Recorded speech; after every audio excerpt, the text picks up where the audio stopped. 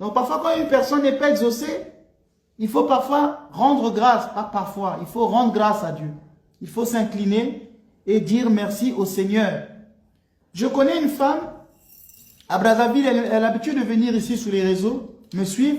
Si elle est courageuse, elle pourra dire, ce témoignage, Père, parlait de moi. La dame est venue me trouver en me disant, Père, ça fait 10 ans que je suis dans mon couple et je n'ai pas d'enfant.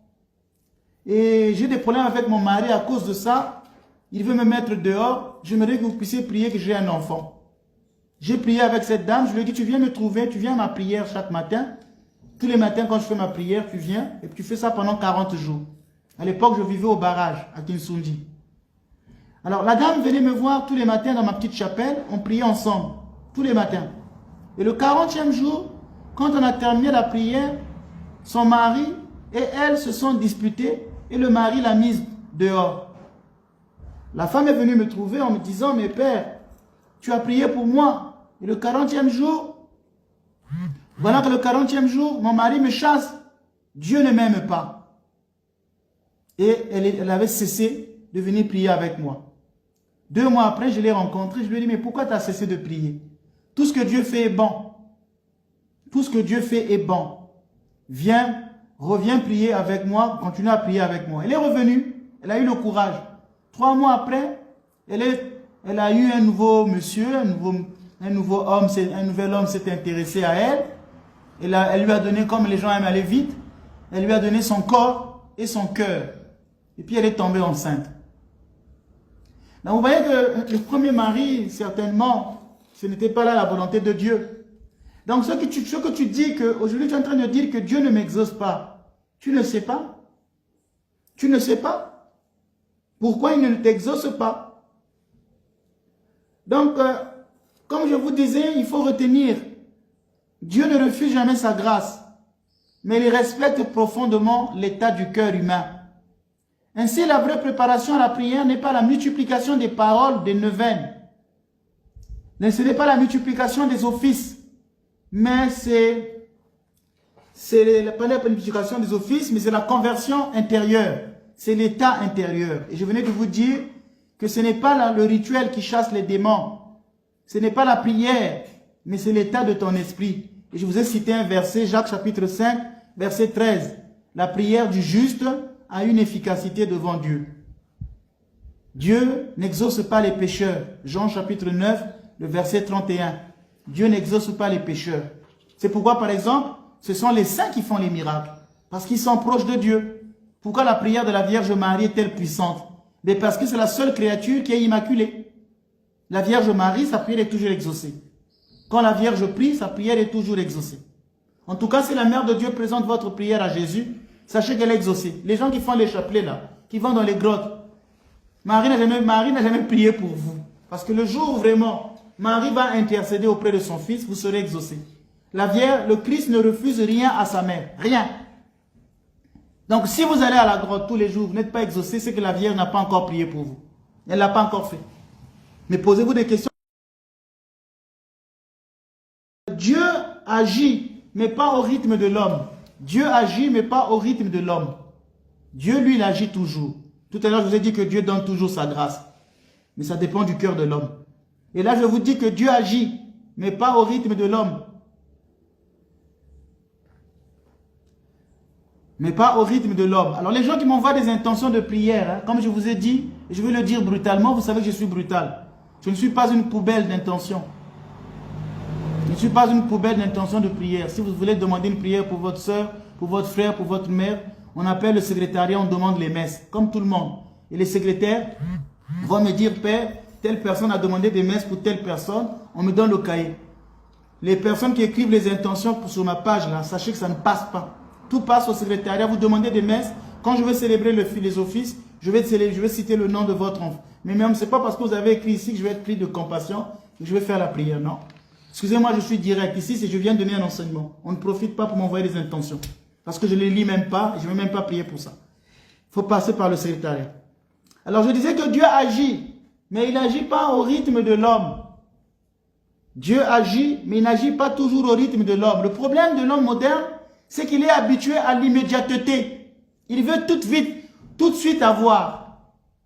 sans aller dans les profondeurs des choses. Je vais vous comparer, je vais vous faire une comparaison de mentalité. Et vous allez comprendre ça.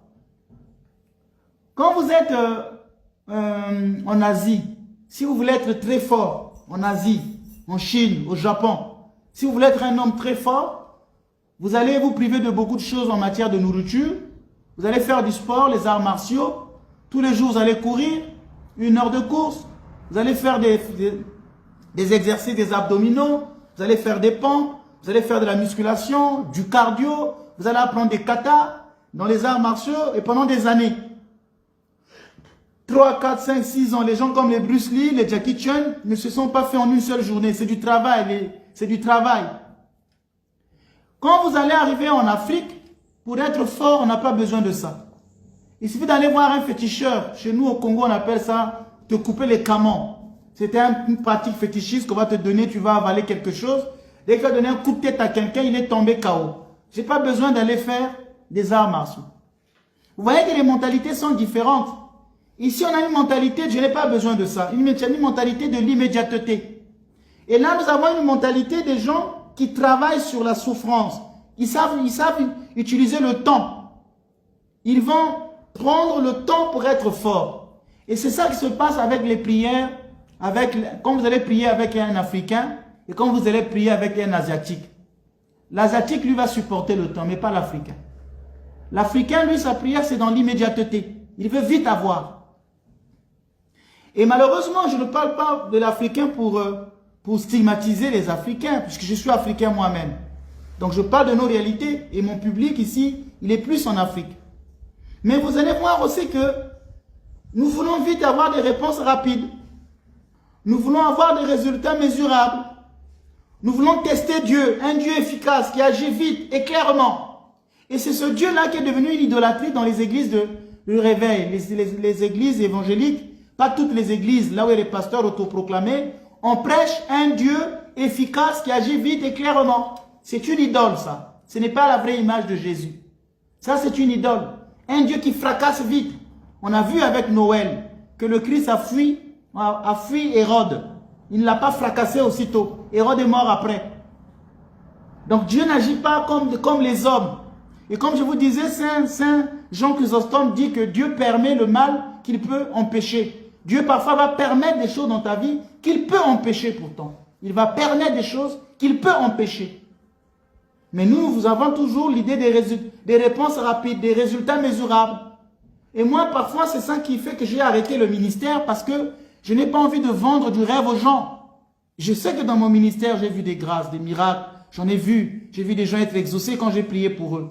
Mais je n'aimerais pas qu'on me regarde comme celui qui arrange les problèmes des gens. C'est une mauvaise image du Père Ménas que j'ai. Je veux que les gens me voient comme un homme de prière, tout simplement. Mais qui ne s'appuie pas sur moi pour dire, si lui il fait, je serai exaucé. Il y a des gens qui quittent parfois des pays, qui viennent en Martinique, parce qu'ils savent qu'avec le Père Ménas, et moi ça me rend mal à l'aise. Parce que je ne peux pas te prêcher. Et je disais ça à la dame ce matin, que je n'ai pas de formule magique pour la guérison.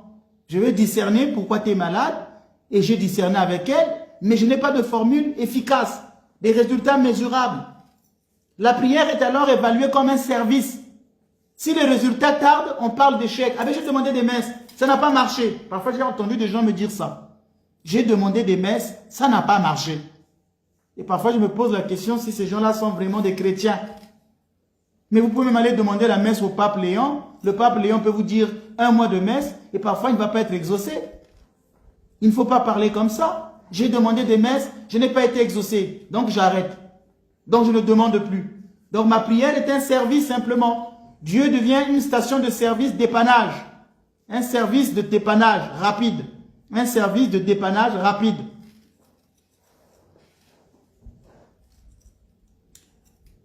Si le résultat tarde, on parle d'échec. On ne dit pas, mais pourquoi Dieu ne m'exauce pas?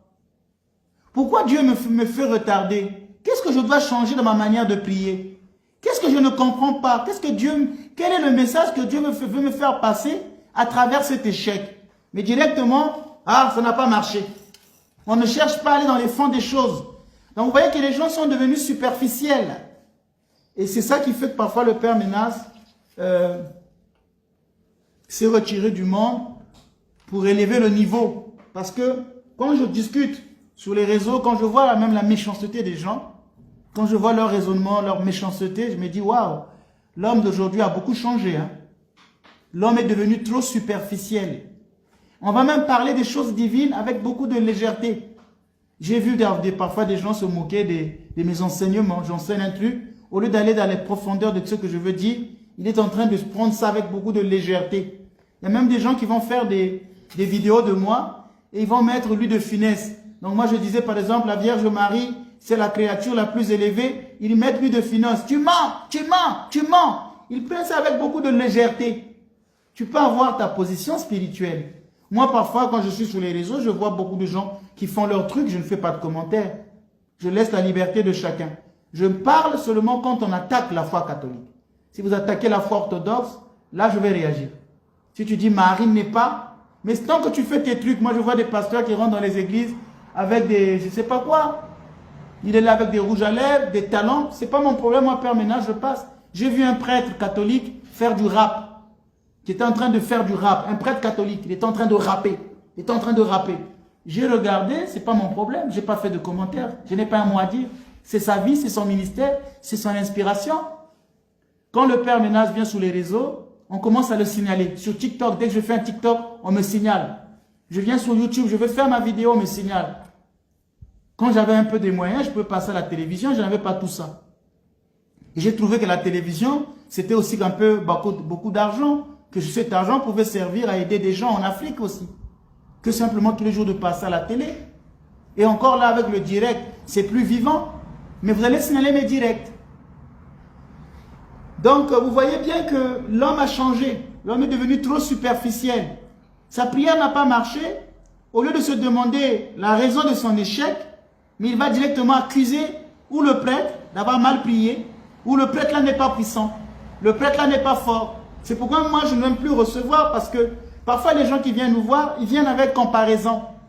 J'ai vu tel prêtre, on m'a parlé du Père Ménas, je veux aller le voir. Je veux comparer entre les deux qui est plus puissant. Dernièrement, j'étais au monastère catholique, un monastère des bénédictins. Le père qui est là m'aime beaucoup. Le supérieur, c'est à l'église catholique là, ici en Martinique. Le supérieur m'aime beaucoup. Je suis allé, je discutais avec le supérieur du monastère. Il m'a dit, Père Ménas, j'ai reçu une dame là qui est venue me voir et m'a dit, ma fille avait le démon. Je voulais présenter, vous n'avez pas pu chasser le démon. Je l'ai emmené au Père Ménas. Lui, il a chassé tous les démons. Lui, au moins, il est puissant. Et le prêtre a dit à cette dame, mais bravo. Si Père Ménas a reçu un don, mais bravo. Mais moi, j'étais gêné. Parce que ces mêmes gens vont me mettre en contradiction. C'est eux qui vont faire croire que c'est le message que moi je donne au monde. Moi, je ne me suis jamais comparé au prêtre. Mais on va me faire croire que ça c'est le Père Ménas.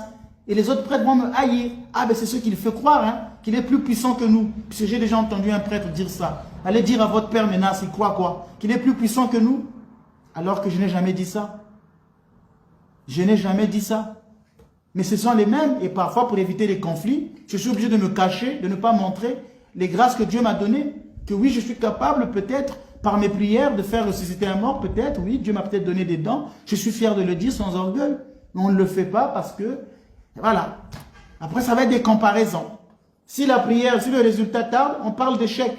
Si rien ne change, on conclut que Dieu se tait. La vision orthodoxe du temps. Dans la théologie orthodoxe, Dieu n'agit pas dans le chronos, mais dans le kairos. Ah là là, j'ai trop élevé le niveau. Je dois descendre. Ah Seigneur, pardonnez-moi. J'ai toujours dit que je parle au peuple, pas des termes forts. Dieu n'agit pas dans le chronos, mais dans le kairos. C'est-à-dire que le temps de Dieu, le chronos, c'est le temps linéaire, hein, c'est le temps quantifiable. Du 1er janvier au 31 décembre. Tu es dans le chronos, tu es inscrit dans le spatio-temporel. Ça, c'est selon toi. Mais lui, Dieu n'est pas là.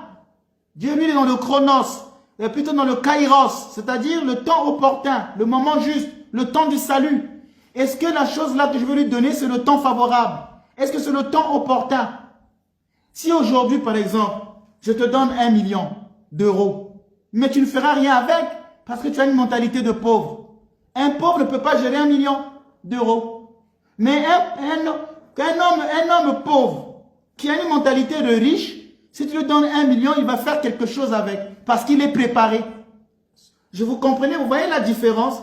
Tu peux donner 1 million d'euros à quelqu'un qui est dans la pauvreté, ça ne va pas faire de lui qui sort de la pauvreté. S'il a une mentalité de pauvreté, il ne va pas fructifier cet argent. Dans l'évangile, on voit bien le Christ qui dit qu'il avait donné des talents à l'un à l'autre, et puis il y a un qui a multiplié les talents, l'autre ne l'a pas multiplié. Donc tu peux donner 1 million à quelqu'un, il ne va rien faire avec. On a vu des milliardaires devenir pauvres. Dieu agit selon le temps opportun, le moment juste, le temps du salut. Les hommes providentiels, si tu n'es pas préparé à ça, la grâce ne peut pas venir. Il te faut donc rentrer dans le kairos. 2 Pierre chapitre 3 verset 8. 2 Pierre chapitre 3 verset 8. Pour le Seigneur, un jour est comme 1000 ans et 1000 ans sont comme un jour. Donc toi tu es lié au temps. Tu te dis que ça prend du temps. Dieu ne m'exauce pas. Mais parce que ce n'est pas le moment favorable, tu n'es pas encore préparé à recevoir ça. C'est ça que je voulais te faire comprendre. Tu n'es pas exaucé parce que tu n'es pas encore préparé. Si on te donne 1 million maintenant, tu ne feras rien avec. L'expérience le montre qu'on ne fait pas sortir les pauvres en leur donnant que de l'argent. Il faut changer les mentalités. L'Afrique ne va jamais se développer, non pas parce que l'Africain ne peut rien faire, mais la mentalité. Si on est tous dans une mentalité d'être assisté, quand vous avez quelqu'un en Europe, tous les jours vous êtes là, donne-moi l'argent, fais-moi les Western Union, fais-moi les RIA. On a beau te donner tous les Western Union, tu ne feras rien avec, parce que tu as une mentalité d'assistant. Tu es comme une brouette. Là où on va te laisser, c'est là où on vient te trouver. Comment veux-tu te développer? Donc tu n'es pas dans le kairos, dans le temps favorable. Le temps favorable, c'est aussi une personne qui a travaillé sur elle-même. Donc cela signifie que Dieu ne tarde pas à t'exaucer. Il veut te préparer. Est-ce que tu es préparé à recevoir la grâce que tu demandes? Est-ce que tu es préparé à recevoir ça? Donc il faut une préparation pour entrer dans le kairos. Si tu n'es pas préparé, non, ça ne marche pas. La préparation, elle est importante. Tu ne peux pas aller dans le mariage sans préparation. Tu ne peux pas aller travailler sans la préparation. Il faut se préparer. Oh non, moi ça ne marche pas avec mon argent. Ça ne marche pas. Ah, j'aime pas écouter ça. Père Ménage, je vous ai appelé, j'ai des blocages. Père Ménage, je t'ai appelé, j'ai des blocages. Moi, je vais appeler tous les prêtres du monde parce que j'ai des blocages. Moi aussi, tout ne marche pas toujours. Mais tous les jours, je réfléchis. Je me dis, Seigneur, pourquoi ici j'échoue? Je vais réfléchir. Je ne veux pas trouver une solution de facilité. Je ne veux pas trouver un bouc émissaire. Ah, c'est l'oncle qui me fait ça. C'est la tante.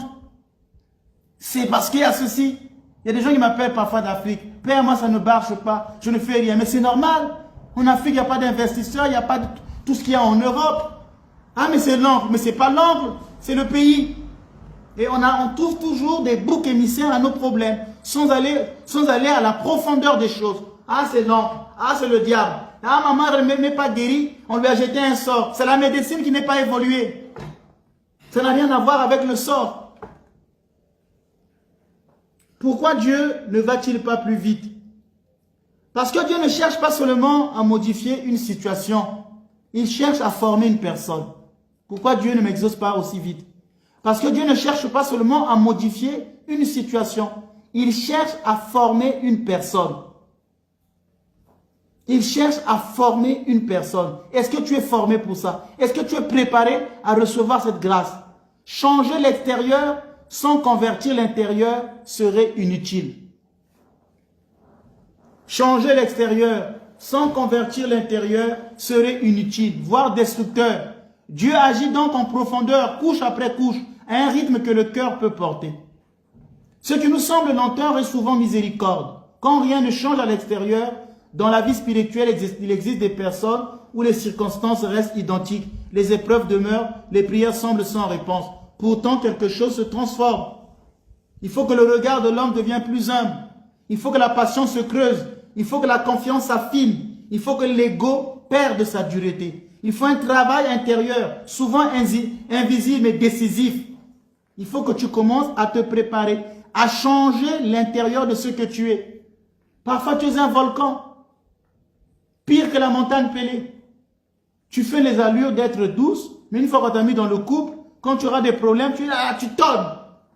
Tu seras même prêt à battre ton mari. Mais comment veux-tu te préparer à avoir cette grâce? Mais parce qu'au fond de toi, tu n'as pas encore changé. Il y a du volcan dans ton cœur. Il faut changer l'intérieur. Donc, je disais, pour rentrer dans le kairos, il faut une préparation. Tu n'es pas préparé, après tu vas perdre la grâce. Ah, mais moi, Dieu ne m'exauce pas. Je suis pauvre. On te donne 1 million, tu fous ça en l'air. Et demain, tu vas te plaindre. Demain, tu te plains que Dieu ne m'exauce pas. Tout ce que je fais ne me réussit pas. Mais si on en voit bien, il y a eu des signes de Dieu dans ta vie. Dieu a eu à faire des signes dans ta vie. Tu as donné des signes. Mais tu n'as pas tenu compte de ces signes. Tu n'as pas tenu compte de ces signes. Dieu a fait des choses dans ta vie. Tu ne tiens pas compte de ça. Tu es toujours une éternelle plaintive. Un éternel plaintif. Donc on va retenir que Dieu agit toujours. Mais il agit justement, lentement et fidèlement. Si la prière semble stérile, la question n'est pas pourquoi Dieu tarde-t-il, mais plutôt qu'est-ce que Dieu est en train de former en moi. Donc je reprends, si la prière semble stérile, la question n'est pas pourquoi Dieu tarde-t-il, mais plutôt qu'est-ce que Dieu est en train de former en moi. Qu'est-ce qu'il attend de moi? Que veux-tu? Que veux-tu que je fasse pour toi? Qu'est-ce que Dieu veut faire pour moi? Car dans l'économie divine, le fruit le plus précieux n'est pas le changement visible, mais le cœur transfiguré. C'est le cœur transfiguré. C'est le cœur transfiguré. Donc je vais...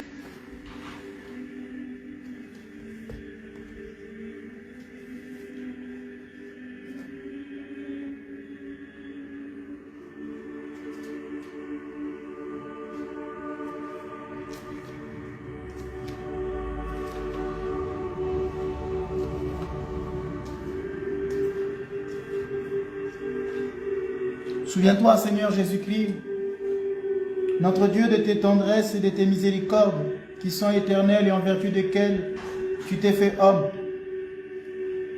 Tu as bien voulu souffrir la crucifixion et la mort pour le salut de tous ceux qui croiront en toi. Puis tu es ressuscité des morts.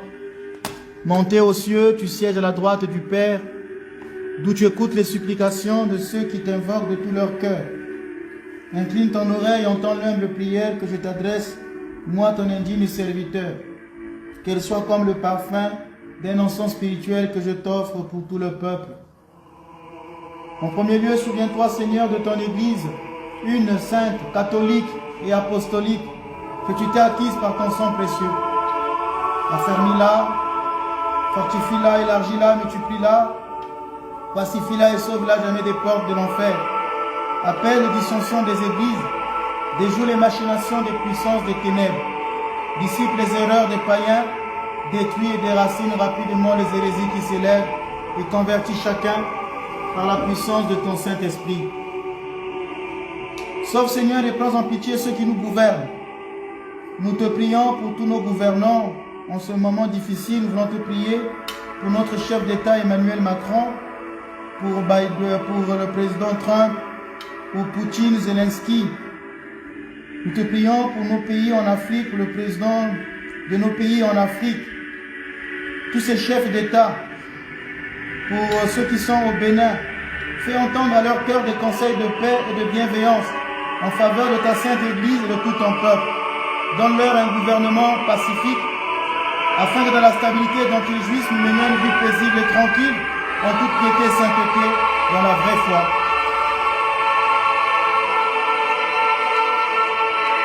Sauve, Seigneur, et prends en pitié de sa sainteté le patriarche Kirill, notre métropolite Jean de Doubna, tous les patriarches, métropolites, archevêques, évêques, orthodoxes, les prêtres, les diacres et tout le clergé que tu as établi pour paix ton troupeau spirituel.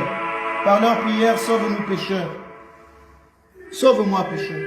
Sauve, Seigneur, et prends en pitié de mon Père spirituel, le hiéromoine Théologos. Par ses prières, pardonne mes péchés. Sauve, Seigneur, et prends en pitié de mes parents, mes frères, mes sœurs, mes proches, selon la chair, mes amis. Ceux qui sont sur les réseaux m'ont demandé de prier pour eux, et ceux qui dans notre paroisse demandent les messes. Accorde-leur tes biens terrestres et spirituels. Sauve, Seigneur, et prends en pitié les vieillards et les jeunes gens, les pauvres,